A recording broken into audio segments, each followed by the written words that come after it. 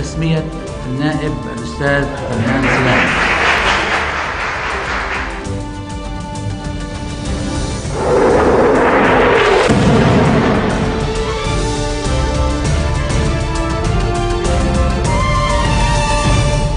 Good afternoon and thank you for joining us on Future TV.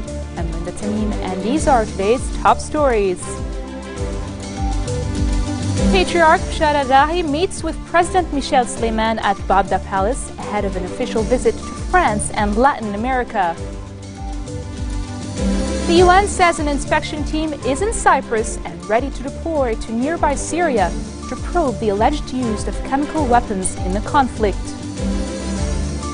And former British Prime Minister Margaret Thatcher passes away at the age of 87 following a stroke. Prime Minister-designate Tamam Slam has met caretaker Prime Minister Najib Mikati as part of a series of protocol visits ahead of consultations to form the next government. Following the visit, Slam said Mikati had briefed him about the course of work of the previous government, adding that he would maintain contact with his predecessor. For his part, Mikati said, and now I'm sorry, we have to interrupt this as we go live to Prime Minister Slim, who's about to speak. هذا يجب أن يكون عمل أشقائنا في لبنان. القوى السياسية في لبنان هي المعنية بهذا الشيء وليس أي دولة، لا المملكة ولا غيرها معنية بكيف تشكل حكومة للبنانيين أنفسهم. هل لقيتم رسالة من خادم الحرمين إلى دولة الرئيس تمام سلام؟ أي نعم، أولا نقلت رسالتين لدولة الرئيس المكلف من خادم الحرمين الشريفين وأيضا من سمو ولي عهده تهنئة وتمنيات لدولته وللبنان بالازدهار، أيضا تمنياتهم أن نرى لبنان في حال أفضل إن شاء الله. وما رأيناه من إجماع من كل اللبنانيين يقودنا إلى التفاؤل أن نرى لبنان يقفز إلى الأمام ويخطو خطوات لما هو أفضل بحول الله. متى يزور الرئيس المكلف المملكة؟ يعني عرفنا دائما درجة العادة أنه تكون أول زيارة له إلى المملكة. هذا هو يقرر، نحن لا نقرر. أما الدعوة هو مرحب في أي وقت. المملكة بيت كل لبناني وليس، ونحن نعلم كم لدينا من إخواننا اللبنانيين من كل الطوائف الموجودين في المملكة. مشكلة اللبنانيين أنهم في المملكة لبنانيين وعندما يطلعوا للطائرة يتجهوا نحو ثاني. سعادة السفير، اليوم يعني كان في خبر أنه ليس هناك فيز للبنانيين إلى السعودية، هل هذا صحيح؟ لا مش صحيح، وحنا نفينا هذا الكلام. التأشيرات ولا ما في أي توقيف لأي تأشيرات للبنانيين، هذه المعلومة غير حقيقية، ونحن أصدرنا بيان من السفارة اليوم لنوضح لكل إخواننا في لبنان أننا نعمل على مدى الساعة. الجواز زواج سفر الذي يقدم الساعة 9:30 صاحب التأشيرة يحصل عليها الساعة 2:30 في نفس النهار. شكرا. That was Ali Awad Asiri, Saudi Arabian ambassador to Lebanon. Now back to our news.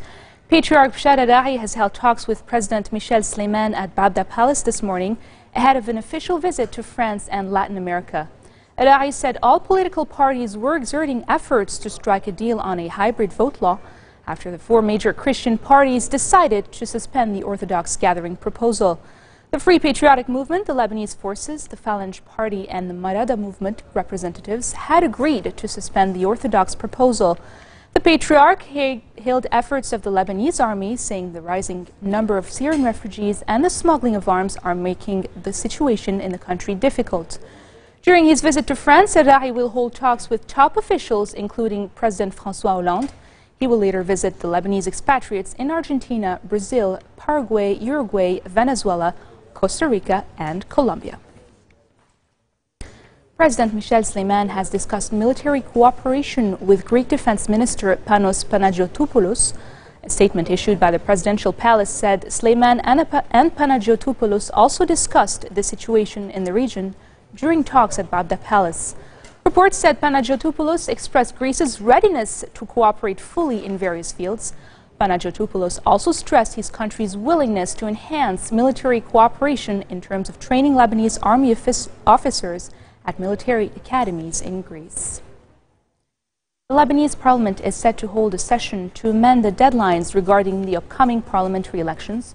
Al-Akhbar Daily says Speaker Nabih Berri is to call for a session tomorrow to discuss the item of amending the 1960 law and the suspension of all deadlines concerning candidacy applications, withdrawal of candidacies, and the election date until the end of the current parliament's term.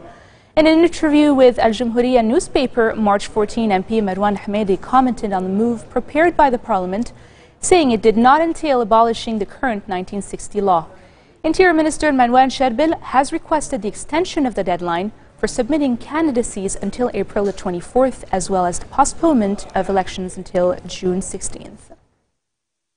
The families of the Lebanese pilgrims kidnapped in Syria last year have prevented Syrian workers from heading to their workplaces in Shuwaifat as part of the pressure exerted on them to release their loved ones.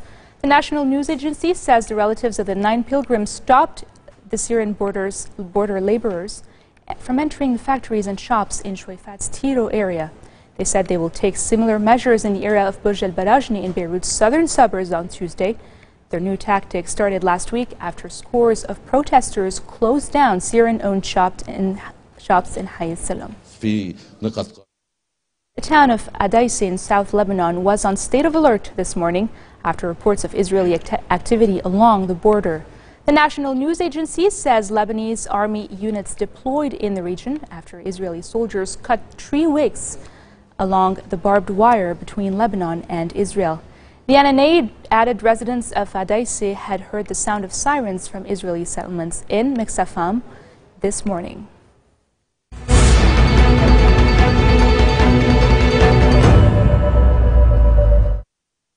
Moving on to Syria, a car bomb has exploded in central Damascus, killing at least 15 people and injuring 50 others.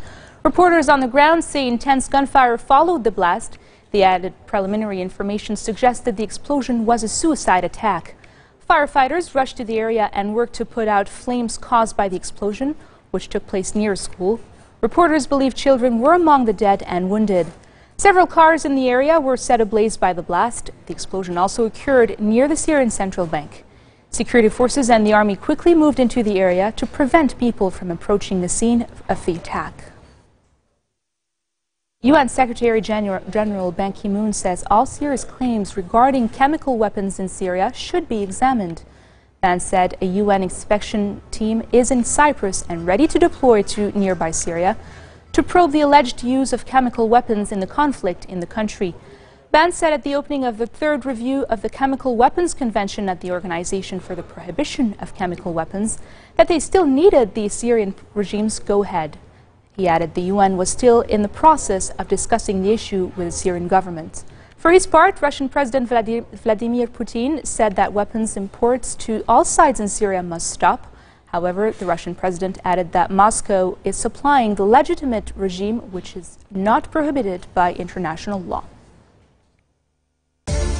And coming up next, Chile police starts the official exhumation of the Nobel poet Pablo Neruda to determine if he died of cancer or poison. Stay with us for more.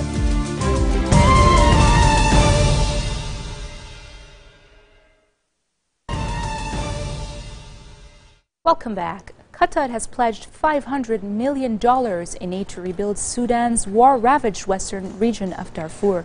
This is according to the official Q&A news agency. The latest announcement came as delegates met in Doha for a second day for a conference aimed at endorsing a strategy to rebuild Darfur, where a decade-long conflict shocked the world with atrocities against civilians. The conference, which drew condemnations from rebel groups still fighting the regime, was agreed under a July 2011 peace deal which Khartoum signed in the Qatari capital with an alliance of rebel splinter groups. Britain on Sunday pledged at least $16.5 million for Darfur annually over the next 3 years to help communities to grow food and to boost skills for employment. Moving on to Turkey, thousands of demonstrators gathered outside a courthouse in a show of solidarity with some 300 people who are on trial accused of plotting to overthrow Prime Minister Recep Tayyip Erdogan's government. Turkish police used water cannons and pepper spray to disperse the crowd. Many of the protesters tried to break through barricades mounted around the courthouse in Istanbul's outskirts, shouting anti-government slogans. The defendants, meanwhile, were delivering final defense statements at the trial that is nearing its end. 64 of them, including journalists, politicians, and retired generals, face life prison terms for their involvement in an alleged pro-secularist plot in 2003, aiming to trigger chaos and a military takeover. Heavy security is deployed outside Cairo's main Coptic cathedral, where one person was killed and more than 80 wounded in clashes over the weekend. Riot police blocked off the streets around the Cathedral of St. Mark, where burned-out cars and broken stones were left in the street. State media said yesterday's fighting broke out after a funeral service for 4 Egyptian Christians killed in sectarian violence with Muslims. The 4 Christians and 1 Muslim were killed late Friday in El Khusus, north of Cairo, when members of both communities started shooting at each other. Egyptian President Mohamed Morsi has condemned the deadly clashes and ordered a quick probe into the violence. U.S. Secretary of State John Kerry is looking to revive Mideast peace talks in meetings with Israeli Prime Minister Benjamin Netanyahu and other senior Israeli and Palestinian officials. Kerry's move comes amid talk of modifying a decade-old Arab plan that's long been greeted with skepticism by the Jewish state. Kerry's visit to Israel comes a day after he met Palestinian President Mahmoud Abbas in Ramallah. Abbas told Kerry that the release of prisoners held by Israel was a top priority for resuming failed peace talks. On the other hand, the priority for the U.S. is for both sides to return to talks without any preconditions.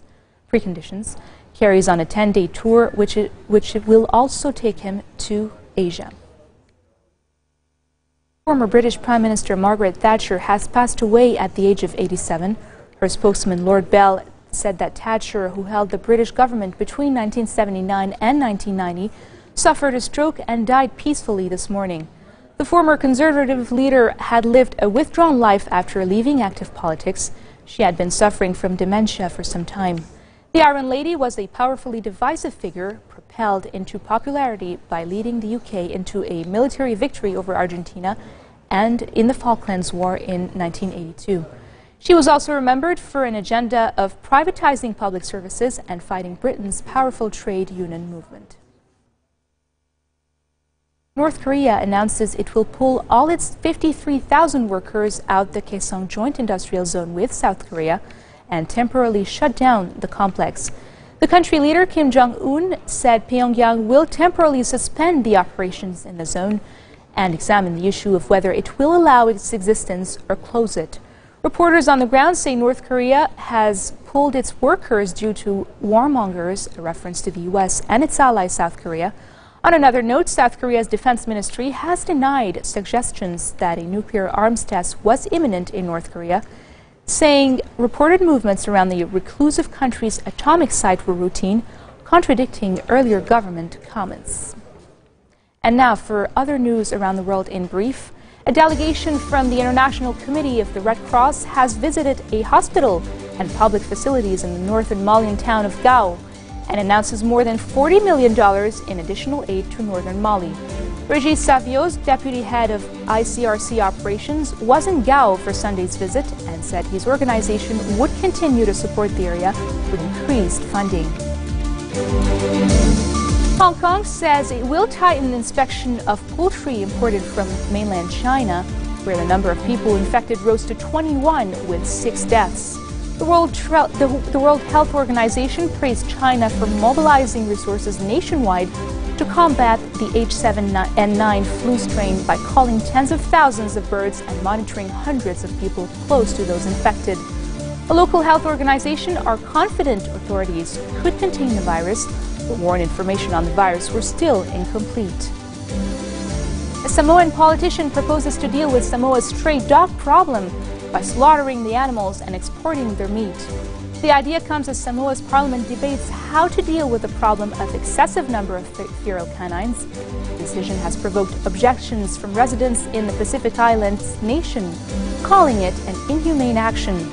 Samoa passed a law earlier this year requiring dog owners to license their animals. Chile police has started the official exhumation of Nobel poet Pablo Neruda to determine if he died of cancer or poison. Pablo Neruda, a member of Chile Communist Party, died 12 days after the 1973 military coup that dislodged socialist President Salvador Allende and brought General Augusto Pinochet to power. He was long believed as died of prostate cancer until his driver Manuel Araya told reporters in 2011 that he believed Neruda was poisoned by agents of the Pinochet regime. Tomb opening and other preparation work started yesterday in Isla Negra, where one of the Neruda's old homes is located. Police investigators and some forensic experts arrived at the Isla Negra and set up cordons and special tents around the tomb. Pablo Neruda wrote a variety of styles of poem, including surrealist poems, historical epics, overtly political manifestos, and in 1971, Neruda won the Nobel Prize for Literature. And this marks the end of our bulletin for today. And now for a reminder of our headlines. Patriarch Bshara Rahi meets with President Michel Sleiman at Babda Palace ahead of an official visit to France and Latin America. The UN says an inspection team is in Cyprus and ready to deploy to nearby Syria to probe the alleged use of chemical weapons in the conflict. And finally, former British Prime Minister Margaret Thatcher passes away at the age of 87 following a stroke. Those were today's top stories from Future TV, live from Beirut. I'm Linda Tamim, and I'll see you again tomorrow for more updates. Have a great evening. تسمية النائب الأستاذ الفنان سلام.